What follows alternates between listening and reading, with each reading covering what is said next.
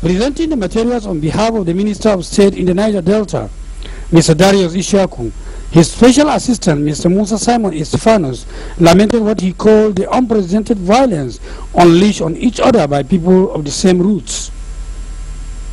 Mr. Estefanos said the minister, as a son of the area, was touched by the plight of the victims, hence the provision of the relief materials. It is not too late for the people of Ukari to reunite with themselves and propagate the will of God Almighty in our lives. The minister called on communities in the state to maintain peace as a way of enabling the government to provide social amenities for them. Receiving the items, the Akuka Dr. Shekara Angu Masaibi Kuvion II pledged to ensure that they are distributed fairly to the victims of the crisis. I strongly condemn the violence, assuring to take measures for lasting peace.